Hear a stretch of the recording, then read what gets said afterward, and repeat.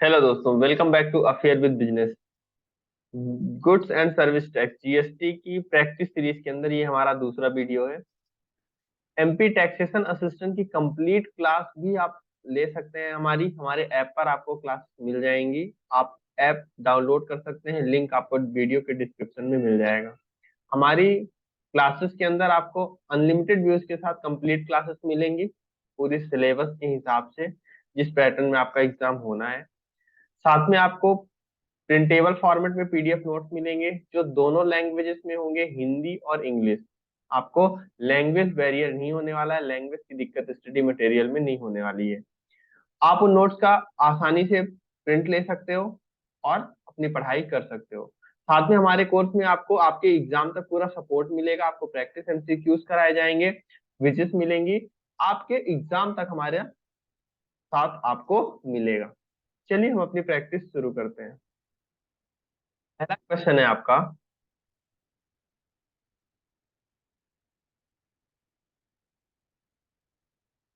of the following person are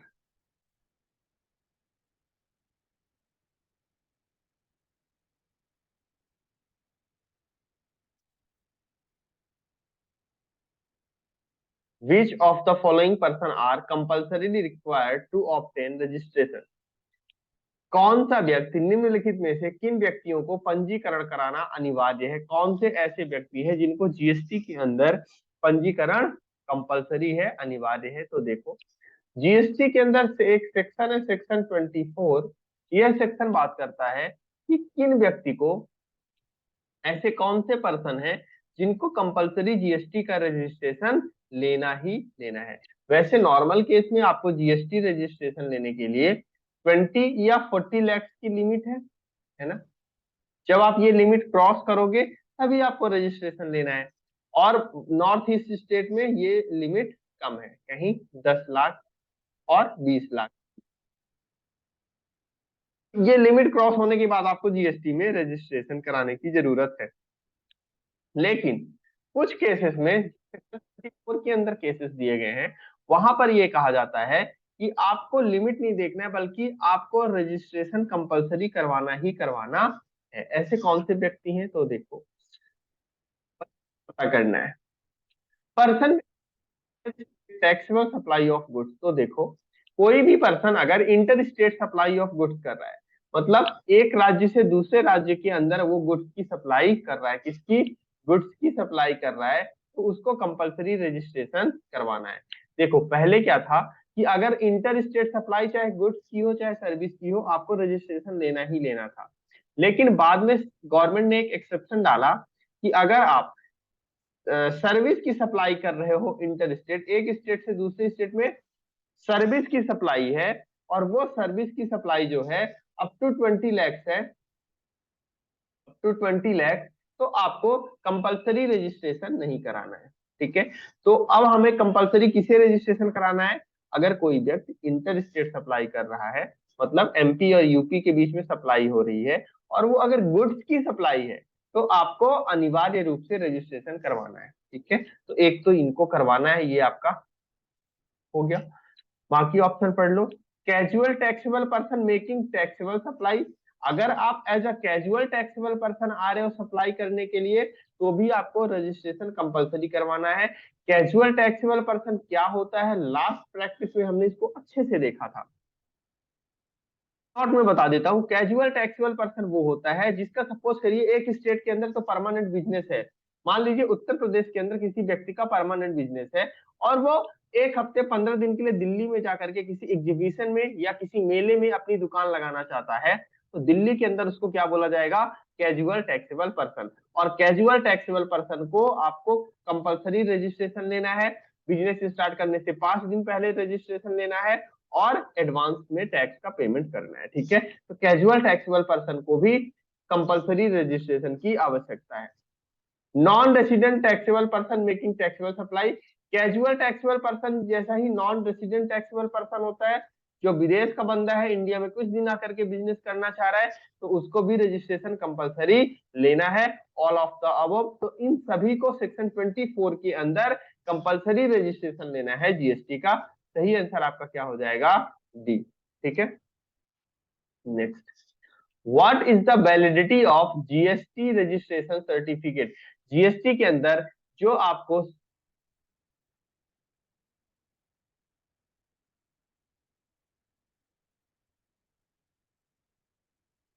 GST के अंदर जो आपको सर्टिफिकेट मिलता है, वो सर्टिफिकेट की वैलिडिटी क्या होती है? तो जीएसटी के अंदर जो आपको सर्टिफिकेट मिलता है उसकी कोई वैलिडिटी नहीं होती है। वो तब तक वैलिड होता है जब तक उसको कैंसिल ना कर दिया जाए, है ना। अनलिमिटेड वैलिडिटी के साथ आता है जब तक उसका कैंसिलेशन ना हो जाए। तो सही आंसर आपका क्या हो जाएगा? सी। ठीक है। जीएसटी रजिस्ट्रेशन सर्टिफिकेट किस फॉर्मेट में आता है, किस फॉर्म में आता है, वो आप मुझे कमेंट में बताएंगे कि जो जीएसटी का सर्टिफिकेट होता है उसका फॉर्म क्या होता है। लास्ट वीडियो के अंदर अगर आपने देखा होगा तो वहां पे हमने डिस्कस किया था कि जीएसटी सर्टिफिकेट का फॉर्मेट किस फॉर्म में होता है। क्लियर है? Which of the following forms are used for applicable for registration? Sorry, यहाँ एप्लीकेशन होना चाहिए था। जीएसटी के अंदर एप्लीकेशन करने के लिए कौन सा फॉर्म यूज होता है? GSTR1, GSTR2, form GSTREG01, GSTREG02। तो जीएसटी में जब आप एप्लीकेशन देते हो तो GSTREG01 के अंदर आपका एप्लीकेशन जाता है। ठीक है। और GSTREG02 के अंदर आपको एक्नॉलेजमेंट मिलता है कि आपका रजिस्ट्रेशन जो है वो सबमिट हो गया है। ठीक। And e commerce operator get sorry an e commerce operator should get itself registered. E commerce operator को कब रजिस्ट्रेशन कंपलसरी है या कब रजिस्ट्रेशन लेना चाहिए? Irrespective of the threshold limit, if his aggregate turnover exceeding threshold limit of rupees 20 lakhs, he is liable to collect tax at source and his aggregate turnover exceeds the threshold limit if he is liable to collect tax at source। देखो, ई commerce operator वाला अगर आपका business है तो दो cases में आपको compulsory registration लेना है। कौन कौन से केस है? अगर आपको टीसीएस काटने की जिम्मेदारी आ रही है, ठीक है, टीसीएस काटने की जिम्मेदारी आ रही है, जीएसटी के अंदर टीसीएस काटा जाता है अंडर सेक्शन 52। ठीक है। हमने इसकी complete classes sorry TCS TDS इसकी क्लासेस हमारे ऐप पर अपलोडेड है। वहां पे हमने डिटेल में डिस्कस किया हुआ है कि टीसीएस क्या होता है, कैसे काटते हैं, कितने रेट से काटते हैं, टीडीएस क्या होता है। खैर, जीएसटी के अंदर टीसीएस सेक्शन 52 के अंदर आता है। अगर कोई ई कॉमर्स ऑपरेटर आप लोग समझते होंगे, ई कॉमर्स ऑपरेटर जैसे फ्लिपकार्ट, अमेजोन, ऐसी वेबसाइट जो सामान बेचने और खरीदने के लिए एक इलेक्ट्रॉनिक प्लेटफॉर्म प्रोवाइड करते हैं, उन्हें हम क्या बोलते हैं? ई कॉमर्स ऑपरेटर। एग्जांपल है आपके साथ, आपके पास अमेजोन या फ्लिपकार्ट।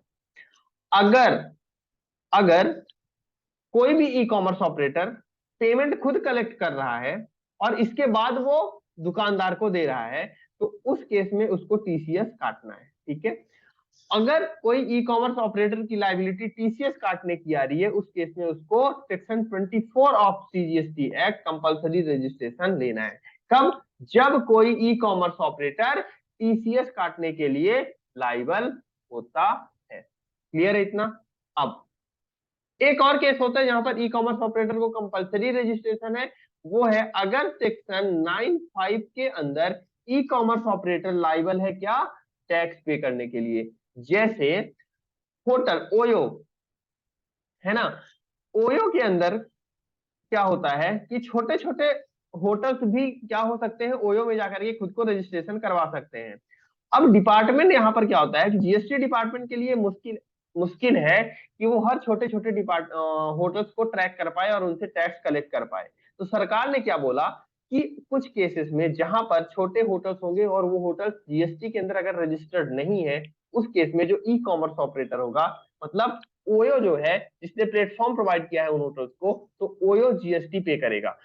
अगर इस टाइप का केस आ रहा है सेक्शन 95 के अंदर ई कॉमर्स ऑपरेटर टैक्स पे कर रहा है, उस केस में उसको जीएसटी रजिस्ट्रेशन लेना कंपलसरी है। आई बात समझ में? तो ई कॉमर्स ऑपरेटर को जीएसटी लेना कंपलसरी है। कब? जब वो टीसीएस काटने के लिए जिम्मेदार हो या 95 के अंदर टैक्स पे करने के लिए जिम्मेदार हो। तो हमारे वाले में तो टीसीएस वाली बात ही थी। तो डी डी केस के अंदर ई कॉमर्स ऑपरेटर को रजिस्ट्रेशन लेना कंपलसरी है। क्लियर है? In case of supply of exempted goods or services or both, the registered person shall issue. देखो, tax invoice, bill of supply, receipt voucher, any of the above. GST के अंदर normally आपको tax invoice issue करना है ना? क्या issue करना है? Tax invoice. बट अगर आप एग्जम्प्टेड सप्लाई कर रहे हो, एग्जम्प्टेड सप्लाई का सिंपल और सरल सा मतलब है, एग्जम्प्टेड सप्लाई का सिंपल और सरल सा मतलब है जिस पर जीएसटी नहीं लग रहा है ना? उसको हम क्या बोल रहे हैं? Exempted supply. अगर आप एग्जम्प्टेड सप्लाई कर रहे हो, उस केस में आप टैक्स इनवॉइस इशू नहीं कर सकते हो। टैक्स इनवॉइस आप तभी इशू कर सकते हो जब आप जीएसटी उस पर चार्ज कर रहे हो, क्योंकि एग्जाम सप्लाई के केस में आप जीएसटी चार्ज नहीं करोगे, और अगर आपने जीएसटी चार्ज नहीं किया है तो आप टैक्स इनवॉइस इशू नहीं कर सकते हो। उस केस में आप कौन सा डॉक्यूमेंट इशू करोगे? Bill of supply. क्या इशू करोगे? Bill of supply. अच्छा समझ में? अगर आप जीएसटी कलेक्ट करने के लिए लायबल हो तो आप टैक्स इनवॉइस इशू करोगे। अगर आप जीएसटी कलेक्ट करने के लिए लायबल नहीं हो, उस केस में आप बिल ऑफ सप्लाई इशू करोगे। करेक्ट आंसर आपका क्या होगा? डी। ठीक है, next. Tax invoice in case of supplier of goods is issued triplicate duplicate either A or B at the option of taxpayer, either A or B at the option of proper. PO का मतलब होता है यहाँ पर proper officer. ठीक है, तो goods, GST के अंदर जो इनवॉइसेस हैं वो गुड्स के केस में 3 कॉपी में इशू होता है, और सर्विसेज के केस में 2 कॉपी में इशू होता है। ये 3 कॉपी किसके किसके लिए होता है? तो एक कॉपी आपके रिसिपिएंट के लिए होता है, दूसरा ट्रांसपोर्टर के लिए होता है, तीसरा सप्लायर के लिए होता है। सर्विस के केस में एक रिसिपिएंट के लिए होता है, एक सप्लायर के लिए होता है। सर्विस के केस में चूंकि ट्रांसपोर्टर इन्वॉल्व नहीं होता तो ट्रांसपोर्टर वाली कॉपी नहीं होती है। ठीक है, तो यहाँ पर 3 कॉपी, और सर्विस के केस में 2 कॉपी इशू होती है। हमारा क्या था? गुड्स, तो ये कहां पर ट्रिप्लीकेट फॉर्म में आपका जीएसटी इनवॉइस इशू होगा। अगला क्वेश्चन है आपका, which of these electronic ledger are maintained online. देखो, जीएसटी के अंदर सारी चीजें आपका इलेक्ट्रॉनिक है। आपकी लाइबिलिटी का भी एक लेजर बना हुआ रहेगा जीएसटीएन पोर्टल के अंदर। आपका कैश आपने जो जीएसटी के अंदर जमा किया है उसका एक लेजर रहेगा। आपकी जो भी इनपुट टैक्स क्रेडिट है उसका भी लेजर बना रहेगा किसके अंदर? जीएसटीएन पोर्टल के अंदर। तो ये तीनों ही लेजर, जीएसटी लाइबिलिटी रजिस्टर जिसमें आपकी लाइबिलिटीज पुटअप की जाती हैं कि हाँ ये लाइबिलिटीज हुई आपकी, इलेक्ट्रॉनिक क्रेडिट लेजर जिसके अंदर आप आईटीसी को क्रेडिट करते हो, और कैश लेजर के अंदर अगर आपने कुछ भी कैश फॉर्म में जीएसटी पे किया है वो उसको आप कहाँ लेकर कहाँ जाते हो? इलेक्ट्रॉनिक कैश लेजर के अंदर। तो ये तीनों ही इलेक्ट्रॉनिकली जीएसटी के अंदर मेंटेन होते हैं। So correct answer is C, all of the above. Okay, deposit towards tax, penalty, interest, fee or any other amount are credited into।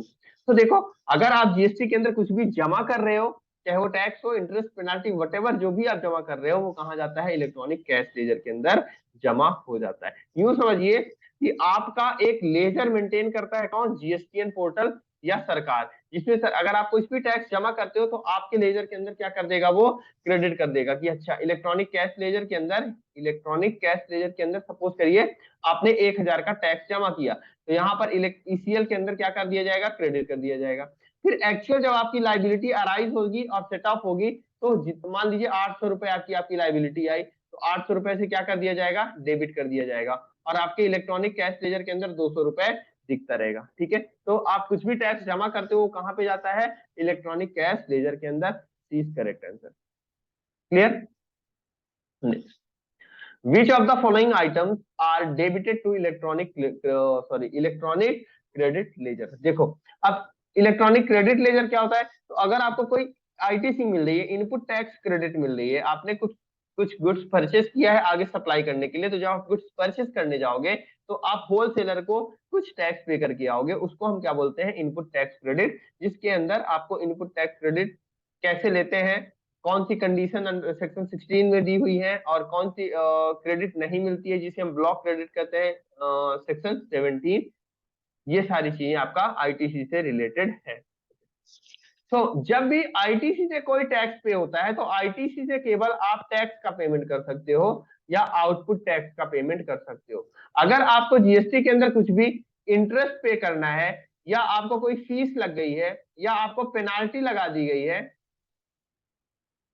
इन सब का पेमेंट आप आईटीसी से नहीं कर सकते हो। कहने का मतलब है इन सब चीजों का पेमेंट आप इलेक्ट्रॉनिक क्रेडिट लेजर से नहीं कर सकते हो। किसका? कुछ भी इंटरेस्ट, पेनाल्टी, लेट फीस, कुछ भी ऐसा आप पे लगाया गया है तो केवल आप क्रेडिट लेजर से या आईटीसी से किसका पेमेंट कर सकते हो? आउटपुट टैक्स का पेमेंट कर सकते हो। तो करेक्ट आंसर आपका क्या होगा? ए।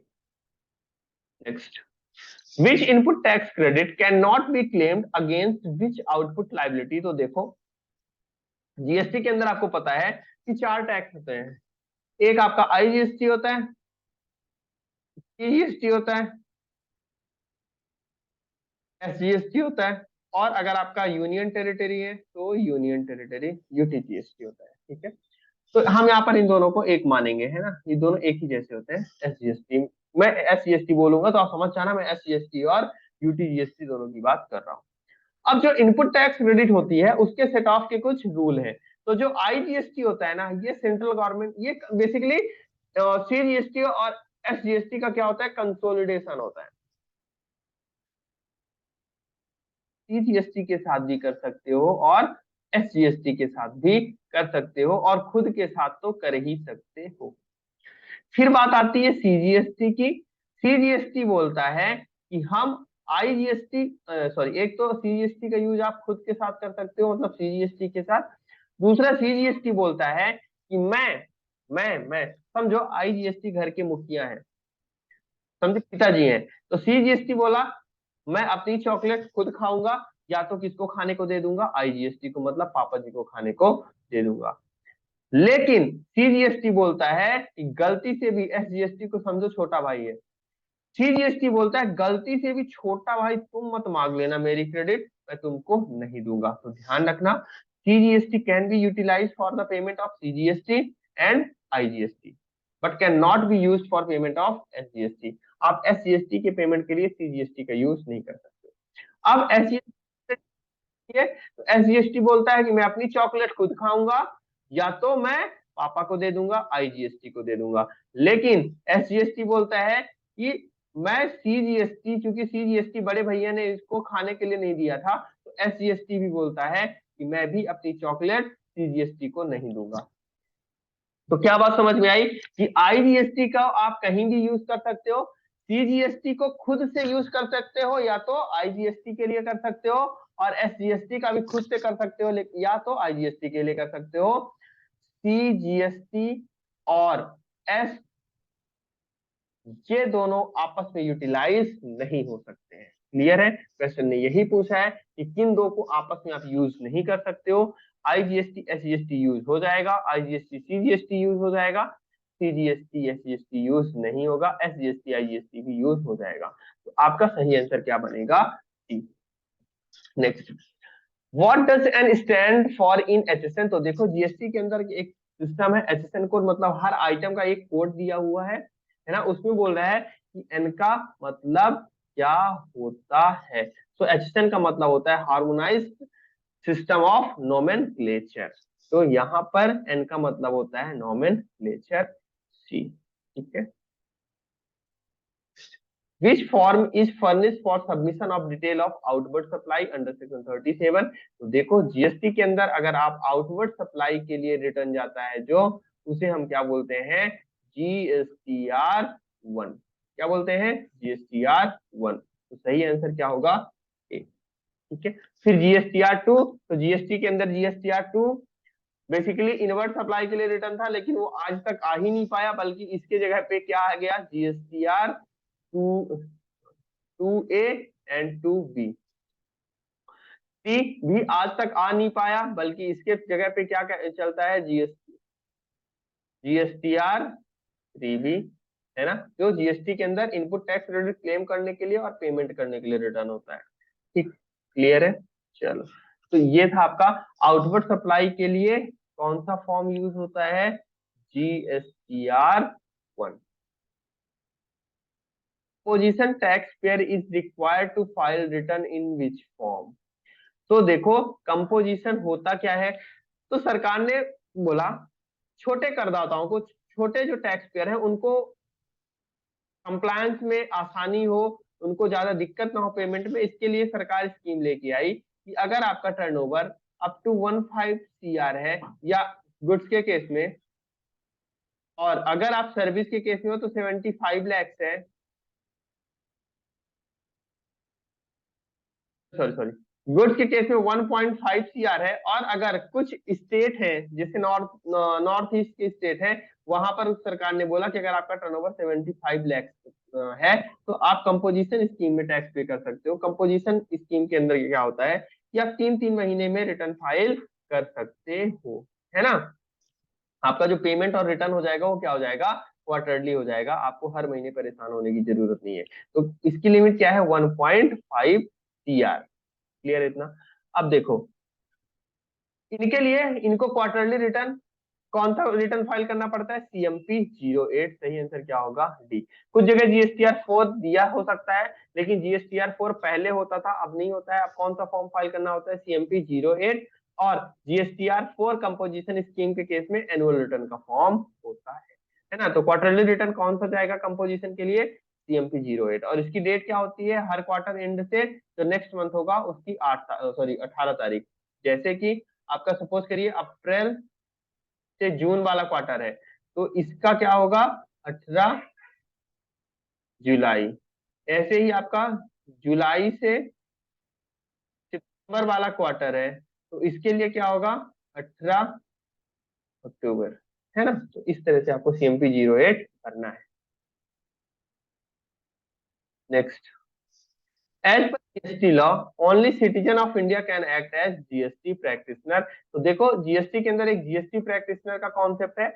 GST प्रैक्टिशनर बेसिकली आपको, जीएसटी के अंदर आप रजिस्टर्ड हो सकते हो। आप जिसमें आपका काम क्या होगा, जब आप जीएसटी के अंदर रजिस्टर्ड हो जाओगे एज ए जीएसटी प्रैक्टिशनर, तो आप जो टैक्सेबल पर्सन होते हैं उनको रिटर्न फाइल करने में, रजिस्ट्रेशन में, जीएसटी के कंप्लायंस करने में मदद कर सकते हो। इसके लिए आपका इंडियन सिटीजन होना कंपलसरी है। आप अगर भारत के नागरिक हो तभी आप जीएसटी प्रैक्टिशनर बन सकते हो। साथ में आपको एक प्रिस्क्राइब आपकी क्वालिफिकेशन है वो फुलफिल करनी पड़ेगी। तो सही आंसर क्या होगा, अभी क्वालिफिकेशन में क्या है, तो आप या तो स्टेट टैक्स डिपार्टमेंट के या सेंट्रल टैक्स डिपार्टमेंट मतलब सीबीडीटी सॉरी सीबीआईसी के क्या हो, रिटायर्ड कर्मचारी हो, या तो आप सीए हो, सीएस हो, सीएमए हो, या तो आपने ग्रेजुएशन कर रखा है, ग्रेजुएशन पोस्ट ग्रेजुएशन कर रखा है किसमें, कॉमर्स सब्जेक्ट के अंदर, तो आप जीएसटी प्रैक्टिशनर बन सकते हो। साथ में आपको इंडियन सिटीजन होना जरूरी है। नेक्स्ट,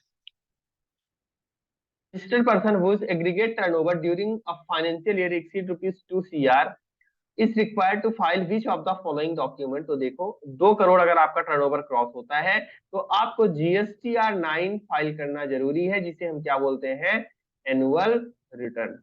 कौन सा रिटर्न, एनुअल रिटर्न। कौन से फॉर्म में जाता है, GSTR 9 के अंदर जाता है। तो 2 करोड़ वालों को एनुअल रिटर्न फाइल करना जरूरी है। सही आंसर क्या होगा, ठीक है। अगर यहीं पर एक चीज और बता दूं, अगर आपका टर्नओवर 5 CR या उससे ज्यादा है तो उस केस में आपको reconciliation statement in form of GSTR 9C के अंदर जमा करना होता है। तो 2 करोड़ पे एनुअल रिटर्न मतलब GSTR 9, और 5 करोड़ पे रिकंसिलिएशन स्टेटमेंट GSTR 9C, जिसे हम जीएसटी ऑडिट रिपोर्ट भी कहते हैं, है ना। तो आपका सही आंसर इस वाले में क्या होगा, A. Next, which of the following is are correct about GST. GST से के बारे में क्या सही है, GST is a destination based tax, quorum of GST council should be 50%। तो देखो, दोनों स्टेटमेंट ही सही है। जीएसटी बिल्कुल डेस्टिनेशन बेस्ड टैक्स है। डेस्टिनेशन बेस्ड टैक्स का मतलब होता है, देखो हमने जीएसटी में क्या पढ़ा कि 2 चीजें लगती है, एक सीजीएसटी और एक एसजीएसटी। अब है क्या कि माल चला और मान लीजिए एमपी के अंदर आया, मध्य प्रदेश के अंदर। अब इस ट्रांजेक्शन के अंदर यूपी भी बोलेगा हमें भी टैक्स चाहिए, एमपी बोलेगा हमें भी टैक्स चाहिए, और सेंट्रल गवर्नमेंट तो है ही, तो सेंट्रल गवर्नमेंट का तो चलो पक्का है, उसको मिलेगा ही मिलेगा। यूपी और एमपी के बीच में लड़ाई चली तो बोला टैक्स इसको मिलेगा, तो गवर्नमेंट ने बोला कि जीएसटी डेस्टिनेशन बेस्ड टैक्स है, तो जहां पर अल्टीमेटली गुड्स या सर्विस कंज्यूम हो रही है, जहां गुड्स या सर्विस जा रही है, उस स्टेट को रेवेन्यू मिलेगा। तो यहाँ पर रेवेन्यू किसको मिल जाएगा, एमपी को। इसीलिए जीएसटी को क्या बोला जाता है, डेस्टिनेशन बेस्ड टैक्स। अगर जीएसटी ओरिजिन बेस्ड टैक्स होता, तो जहां से माल या सर्विस शुरू हो रही होती, मतलब हमारे एग्जांपल में यूपी, उस स्टेट को जीएसटी का रेवेन्यू मिल जाता।